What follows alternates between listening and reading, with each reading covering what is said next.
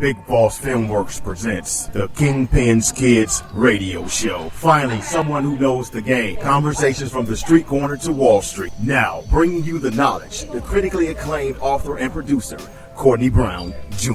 What's happening, family? It's your man, Courtney Robert Brown Jr. here at the Kingpins Kid Radio at thekingpinskidradio.com.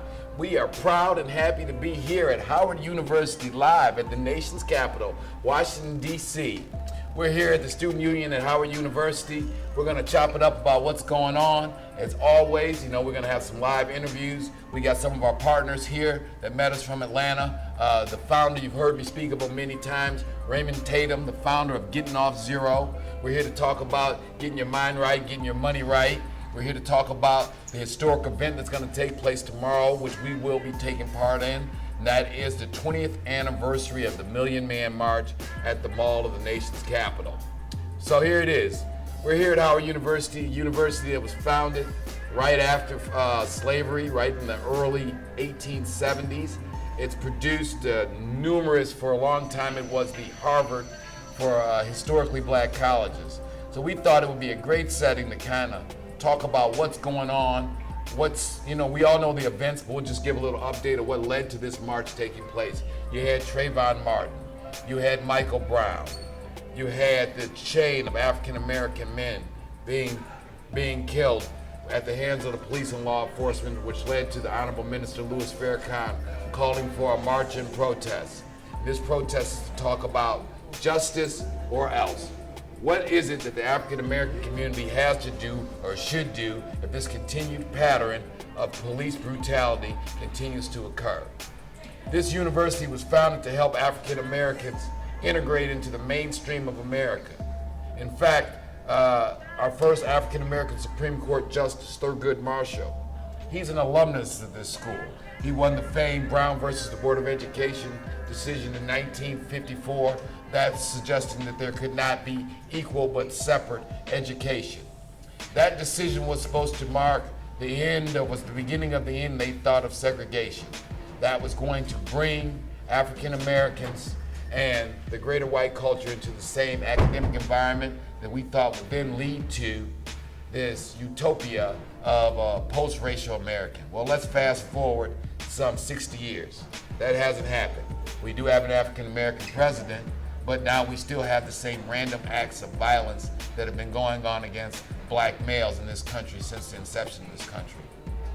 So Minister Farrakhan has come up with a very interesting proposition, and it goes something like this.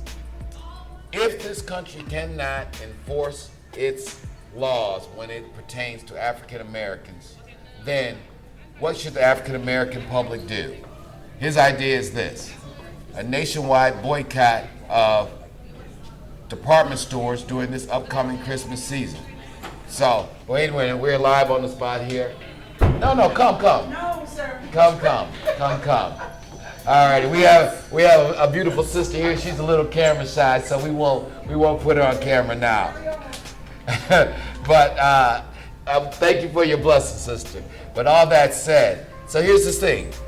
It's going to be very interesting to see, because I think it is a sound, simple premise.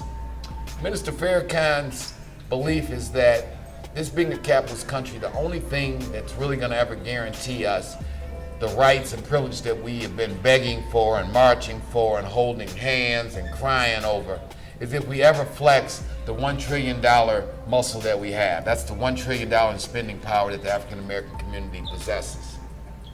So, being that most of retail and many businesses in America depend on the fourth quarter of that Christmas holiday season to make their mark, to make a profit for the year. If we really want to exert some pressures on these people, to then exert pressures on the politicians, who will then exert pressures on the law enforcement people, this would be the chance to do it. So now the question is this: does the African American community have the wherewithal to actually follow through on such a boycott if it was to be called? Now, I know there's going to be people out there that have their differences with Minister Farrakhan. I'm not saying that everything the man has said I agree with. I know there's members and many of my friends and colleagues in the Jewish community have problems with Louis Farrakhan. Many of my friends in the Christian community got problems with Louis Farrakhan. But let me be clear with that. Just because Farrakhan ain't a friend of my Jewish friends, that don't mean he can't be my friend. Just because Mr. Farrakhan ain't a friend of some of my Christian friends, that don't mean he can't be my friend. I get to pick my friends. And I suggest that many of you out there take the same decisions. You don't have to agree with everything the man says, but when anybody says something that makes sense and that's true, it deserves being considered. And I hope we don't use his religious differences or some things he said as a pass as an excuse to be a coward and back off on the attempt that he's making for us as a community to make a stand. So we're going to talk to a couple of our partners who come up here. We're going to get a little bit of their feedback on what they think about the march and what they're anticipating doing. And here it goes. I think first up, I will give. No, we're going to start with the boss and work our way back. You've heard us speak about him. Hey, Luke, can you give me the book, a copy of the book real quick? I think it's underneath the computer. Hopefully we can get that without you. This is the man that's on the back. He co-produced this book with me, Getting Off Zero, wealth, happiness, and prosperity, hiding in plain sight, the starting point of one's goals, aspirations, and dreams. This man came up with this concept of getting off zero, some over 20 years ago. We came in contact with each other, and that would have been around 2007. I had opened up a chain of clothing stores down in Atlanta. Our paths crossed. We seemed to be like-minded. We shared some of the same political views. We shared some of the same business interests, and kind of what we talk about in this book. And instead of talking about us collaborating and doing business together, we went about doing business together. So, and if you don't have the book, make sure you do get a copy of this book. Get your mind right, get your money right. Get a copy of Getting Off Zero. It can be found at BigBossFilmWorks.com or at Amazon.com. But without further ado, you guys can come on, but thank you for your consideration, sisters. Without further ado, the founder and president. No, you can come on through, sister. We ain't trying to disrupt your sister. Come on through. Don't be scared. We're live. That's right. We got a fine sister here getting her education as we commend her on that. But as we said, without further ado, the founder and CEO of Getting Off Zero Atlanta, Mr. Raymond Tatum. Come on over here for a minute, Mr. Tatum. How you doing today, Brother Ray? How you doing, Courtney? It's good. It's good to see you. Good to see you. We do a lot of talking and we communicate more over the phone and over the computer because he's based down in Atlanta still. I'm up in Detroit doing my thing. So it all came together, Ray. Yes, it did. It did. Absolutely. All right. Absolutely. So some of the things we've been talking about, Ray. What's your spin? I know. Let's be real. We here at the Kingpins Kid Radio. We about keeping it real. And when me and you talking late night and we discussing and politicking, you didn't discuss some apprehensions on the effectiveness that you think might happen. Right. Share with us a little bit what some of your concerns. Well, share it. I'm not gonna spoon for you. Tell me what you think and what some of your hopes are and what some of your concerns are. Well, some of my hopes are, Courtney, is that we not only come here to participate in this celebration, this event, Right. but to carry some information back home and implement this information in our lives, not just talk about it. It's like when I first met you and we began the dialogue. Right. And you introduce yourself and then I introduce you to the GOZ concept.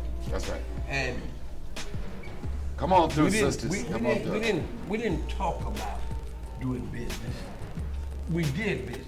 That's right. Right? And as a result of doing business, this came about. And while you're there, I got you, man. Let's shoot out your website real quick. All right, www.gettingoffzero.com. Okay. So you have a big point there, and I think so. This is why I want to follow up with you. I think after 05, I was here in 05, you were here in 05. Right. So we true believers to the cause. Okay. You were here in 05, I was here in 05. Everybody left 05 on fire, right? Right. Enthusiastic. Right. Great turnout. Okay. He hit his million mark, plus some. Right. The follow-up didn't happen. A lot of us kind of blame Minister Farrakhan for the follow-up not being what it should have been. But my spin on it, and you tell me your spin was, it wasn't that Farrakhan did his job, he brought us together. Right. It was our follow through Right. afterwards. Absolutely. Right. So what can we do? And the same thing in 05. Right. He brought us together again at the 10-year anniversary mark. Okay. Now it's 20 years. In a lot of ways, things are rougher than they had been. And what can we do to follow through? Well, let me tell you what Tell me what you I can do what Minister Farrakhan suggested I do at the first meeting in 95. in 95. He was talking to me, and that's the way I looked at the conversation overall that day. He said, listen, Raymond, listen, I'm not asking you to sponsor, Come on through, sister. this movement. All I'm asking you to do is support it, do whatever you can do. Now you can start with at least opening an account in an African American institution. And I think that's a financial institution to be specific. And we as a community didn't follow through with that. But continue on, Ray. We're gonna get back to that point. And not only that, to get involved in the community. We don't have to reinvent the wheel. We already have organizations in place. All we need to do is begin to support the organization. I agree. I agree. That type thing. And you know, I'd heard a statistic that in Little Chinatown in New York City, there are over 12 different Chinese banks. The Chinese community in Chinatown itself supports 12 different Chinese banks. We talk about it in here. Let's just put it out here. If you read this book, you're going to read in chapter 2. This is chapter 2 called The Curse of Integration. The subtitle of it is A White Man's Ice is Colder Than a Black Man's Ice. Why is it that we find it so hard to trust each other? When we put our money in the hands of Chase Bank, they took money from the government in 08 for the bailout. Bank of America, they took money from the government in the bailout. Not one African American bank took money or went to Washington begging for the taxpayers' money. But we didn't hold that against any of those big banks. But yet so many of us find it difficult to take our savings account, which by the way happens to be insured by the government the same way as Bank of America. The same FDIC that insures your money at Chase Bank or Bank of America or Wells Fargo insures your money at your local black bank. But Ray, you put your money where your mouth was. You Absolutely. Opened up an account Right. at an African American Right, bank. and has had one for 20 years. You know, and I participate in the community. Most of my business is done in the African American community. Fact is, most of my money comes from the African American community. You know, that type thing. So in that regard, the information I received at both 95 and 05, I've tried to implement these things in my life over the years. And I think you just hit another valid point. You're looking here, fam, at two African American entrepreneurs that provide for ourselves and our employees with monies that we generate in our community. So the blueprint is there. Again, I know people got some religious problems, you know, the minister talks about the Muhammad blueprint plan, and when you say the word Muhammad, you know, I'm a subscriber to the teachings of Jesus Christ. I don't have to hide or apologize for that. But that don't mean that just because the plan say Muhammad that I'm so narrow-minded that I can't accept it. You know, I do business with my friends who are my Jewish friends, or my friends who are Buddhists, or my Korean friends, or Confucius, or many different, you know. So I'm saying this. The plan they're talking about in the Muhammad blueprint plan, Ray, I know I've donated. I'm gonna put it out there. Right. You know, the plan was, he asked for, I think it was 17 cents a day. Right. Or 17 cents a week. Yeah. 17 or 18 cents. I know $18 a year. $18 a year. Right. So that we can get together some type of funding operation where we can provide jobs for each other, buy land, develop an agricultural business, and let me just, you know, I don't hold GOZ, my partners, or anybody out there. I'm speaking for Courtney Brown Jr. to get us out of position where we grown black men begging other folks to feed our family. You know what I'm saying? And at some point, for us to do that, that's gonna mean us pulling together. I sit around here. I got my partner Ray here. His son is here. I got my main man Lou, producer, VP at Big Boss Filmworks. We got Richard Jennings, live here in DC. The original producer of Motown Mafia, the documentary. Who for his talent. We had a personal relationship. He came in when Big Boss Filmworks was just getting off the ground, before we had won awards at Martha Vineyard, before we had won awards in LA. And Rich said, man, you got a good idea and I'm down to help. And he's been there, and he's traveled and relocated and he stays busy. And I won't put him on front with all the big companies that he worked for and things like that. But whenever he's had the opportunity to help us, he always has. And I'm saying that's the only way that we're gonna turn the tide, fam, for our community, is for us to take our talents from different areas and put them together. We got one more interview. What our time like? Where we at? We got a little time. I want to talk to one more brother here. He's an alumnus of Howard University. Come on over here for a second. So we got to get some generational. Clay, right? Troy. Brother Troy. We got a little generational setting going. Maybe Brother Troy can give us a little feedback. So now, maybe is it just me? Is it just older cats or people your age? Do y'all feel that the situation? Let me just say, when you and your friends was kicking it after the Trayvon situation, after the Michael Brown situation. What was after the Ferguson situation? What was the conversation that you and your homeboys was having? The conversation we was having is it's something that's been going on forever. But however, it's in the forefront now. You got different media outlets, and that put a different spin on things. So I think now the situation is more out there for people to see. It's more exposed. Now, do y'all have conversations with your homeboys about where we at economically as a people? Economically as a people, we don't. We don't. Do you think that's something that maybe we need to, as a people, really focus on? Yeah, because economics, that's power. That's right. So yeah, that's definitely a topic of discussion. So you from Georgia? From where my partners down for your ATL, came up here to DC, got your education. That's a good thing. Moved back to Georgia, came back to DC. Came back to DC. You like the East Coast. Yeah. You like the East Coast. Okay. What did you study here at Howard? Marketing. Yes. The ability to sell things.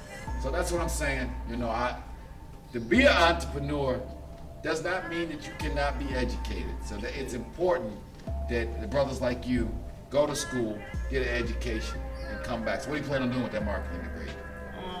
As of right now, I really don't know. I'm working for a company right now, Pepsi Cola. So. Pretty big company there. Yeah. So right now, I'm still searching. Okay, there it is. We're gonna reach out here. We're gonna stay in touch. We do some life coaching, some small business advising. You're down with our team, so we're gonna do whatever we can. Like you say, it's powerful. The Million Man March is a powerful movement because like each one teach one. So you come, get the knowledge, pass it on. That's how we grow as people. So definitely a powerful movement. Appreciate that. Appreciate you stopping by, Brother Troy. Appreciate you bringing us on here. We got one more.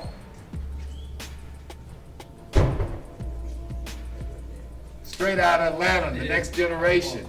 How you doing today, brother? Good, how are you? Very good. What's your name? Donovan. Donovan, you got a minute, Donovan? No, I don't. Donovan doesn't have a minute. All right, come on through here. Another Howard Bison. All right, you got a good backhand there? You got that tennis shirt on, bro. Uh-oh. We're going to see you on the courts. All right, Brother Tatum. You happy to come together? Sure. You've seen your dad put together this company, right? Yep. You've seen the dedication that it's taken and how he stuck to it, right? What do you think about that? Well, I appreciate it because it give me something to do, to use my time wisely. You're down there working, he tells me that you guys got a location, if you're in the ATL area, right downtown Atlanta, right near CNN, right at the 5 Points area on Peachtree Street, the Getting Off Zero kiosk. You working down at the kiosk with them? Yes, Atlanta, Georgia, downtown, 5 Point. Okay. So that's a good thing. Right. That's a good thing. You didn't make it to the march in 05, right? No, I didn't. What do you think about what's going on with this march here? Well, tomorrow I see. You know, it'll open up a lot of doors for me, ideas. You know, I'll be able to focus on the history, so I'll be able to understand what I need to do for the future. Well, now there it is. So we're talking about making a plan. Right. And I know you got to be proud. Now, did you ever think that when you were here seeing your father selling his T-shirt, selling his cap, did you ever think that Getting Off Zero was going to be involved in books and movies? Well, Come on in here, Ray. Well, I have faith, so I always know it's gonna work out. You always knew it was going to fail. Yeah. You proud of this guy here, Ray? Absolutely. It's a beautiful thing. We got generational entrepreneurs here. That's what we're talking about. You know, leading by example. You know, so now we're planting the seeds to put some investments and knowledge and time into him, so that he can then take what we're doing to the next level. Right. But before it's all said and done, we plan on giving you a big, nice, fat foundation with a nice bankroll. So when you take over Getting Off Zero to be in a lot better shape, you won't have to scuffle and hustle as hard as your dad had to get it up off the ground. All right. Right? All All right. Appreciate it. All right, fam. We got some things to do. We got to go over to the King Memorial. We got to go over to the Lincoln Memorial. Those who were paying attention to us, you know, we were in Harlem, New York earlier today, up on Columbia University up in New York earlier today. It's been a long day. We're going to keep it going. Again, you can always reach us at thekingpinskidradio.com or at bigbossfilmworks.com. Get your copy of Getting Off Zero. Get your copy of Motown Mafia, the book or documentary Motown Mafia, Memoirs of a Kingpin's Kid, wrote by yours truly, or Motown Mafia, the documentary, the life story of Courtney Brown and Eddie Jackson, first guys ever to rock Detroit. Stay in touch. We're going to be broadcasted live from the historic 20th anniversary of the Minuteman March tomorrow. We love you guys, appreciate you guys. Keep going to Kingpin's Kid Radio. My dad, yours truly, the field marshal, the professor, the number 2 man of the Eddie Jackson organization. Lou's been putting up some of his professorly quotes, sharing some of that old school wisdom, some of that old time wisdom that you can only get from 40 years in the streets, 40 years of dealing with all the big shots, and 40 years of providing for your family and friends. So as always, we love you here at Big Boss Filmworks. Shout out to DJ Taxi, Richard Jennings. Appreciate you coming down to help us out tonight. Thank you again, Lou, keeping the show on the road. Shout out again, Ray Tatum out of Atlanta, founder of Getting Off Zero. Young Ray, Brother Troy. Appreciate you guys. Love. Peace.